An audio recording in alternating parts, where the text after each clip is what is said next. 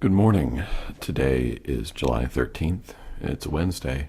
This is First Things, and I'm Trip Hudgens. Still looking for a theme song. Trying to figure out how not to be Captain Cranky Pants. This morning I kind of woke up on the wrong side of the bed thinking about all sorts of things I need to do because, moving is like that.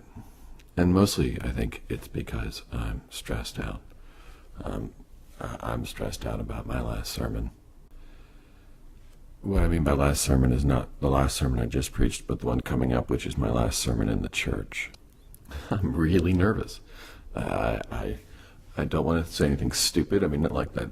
Other Sundays I want to say something stupid, but this Sunday especially, I don't want to say anything stupid. So here I am, working it through. I have a title. That's good, right? Because I'm a child of the 80s, we're singing Sowing the Seeds of Love. Well, that's going to be the postlude too. The sermon title is Sowing the Seeds of Love, and the postlude will be my keyboardist version of Sowing the Seeds of Love without making it sound like elevator music, because I can't stand elevator music.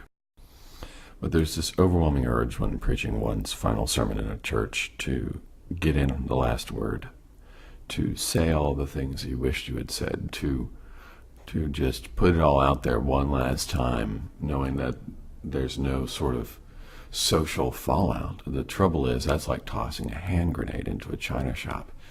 It doesn't actually do any good, even if the word is a good word. The last thing I want to do to these people is piss them off as I'm walking out the door. Not because I'm worried that it'll come back to bite me, but because it's just a stupid thing to do. It's a cruel thing to do. It's not what it's for. So I'm going to talk about Jesus, I guess. Seems to be what you do with a sermon in a Christian church. But mostly I'm looking at the parables of the sower.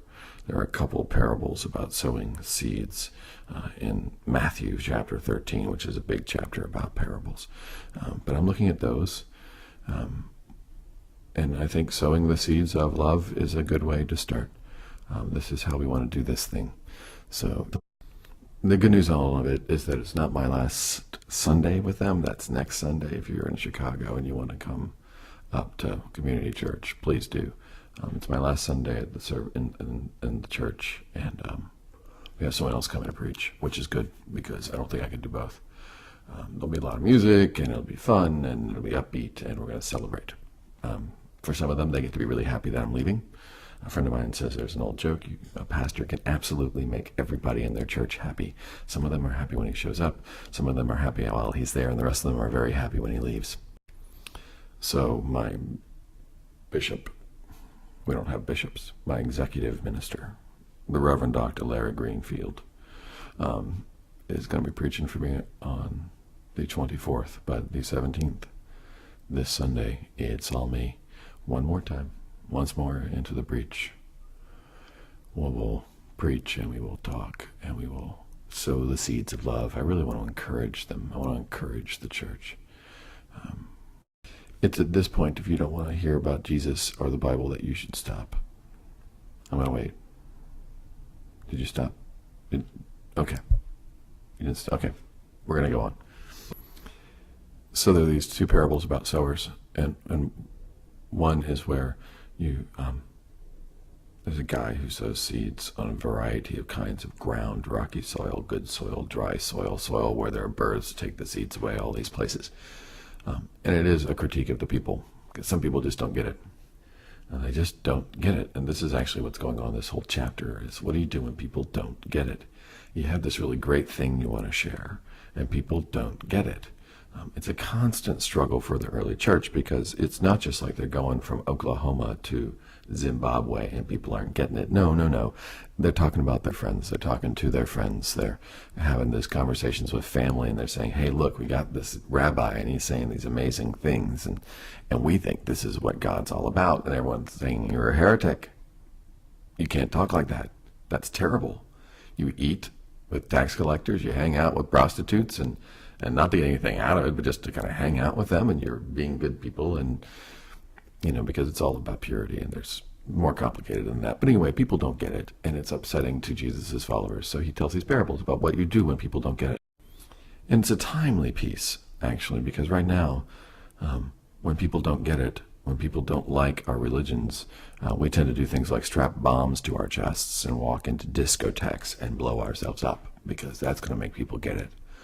Or we have really ridiculous television networks, entire networks, that are founded on the ideal of making people feel bad. Or we are on Twitter and we're saying terrible things about other people who don't think like us, believe like us, and in this attempt, this quasi-intellectual attempt to convince people, to debate with people and tell them that they're wrong.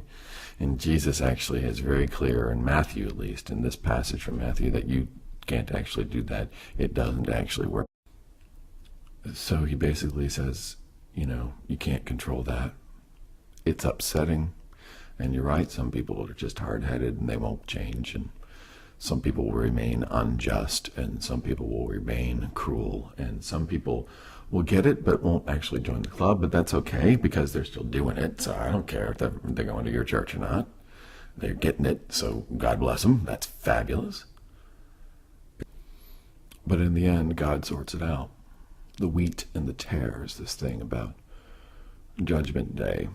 It's really interesting, this thing about Judgment Day is it's the angels who sort things out. It's Jesus's apocalyptic preaching. The human beings don't actually get to sort this stuff out. The angels do that, and you kind of want the angels to do that because the angels know better than you do. They're closer to the God than we are. And they actually get it. God's own messengers will come and sort out the mess. And then God's love will transform everything. And this is the thing, whenever the scriptures talk about fire, the church has figured out, the church. You hear this more in the East than you do in the West, because in the West we actually like burning people at the stake. That was a bad policy. But in the East, what you hear a lot is that it's the fire of love. Bono and U2 will talk about burned by the fire of love. You want to be burned by the fire of love. A friend of mine calls it chaffiness. You have wheat and chaff. Everyone has some chaffiness in them. That's the stuff you want going. Everyone agrees, if you were honest with yourself, your chaffiness is stuff that makes you unhappy too. And that's the stuff you want gone. So you hope that the angels come and pull that stuff out. That would be really good news. So that's what I'm talking about in my sermon.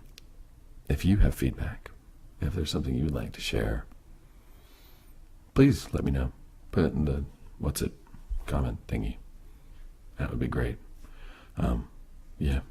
I hope you have a good day. I've got a lot of fun stuff planned today. Not working on my sermon. I just did that. I got nothing else. Got no more time to work on my sermon today. It was yesterday and it'll be tomorrow. But anyway, you have a good day. Somebody should know when you're on the right side, and I'll make mine known in a fit to die. A circumcellion, a circumcellion.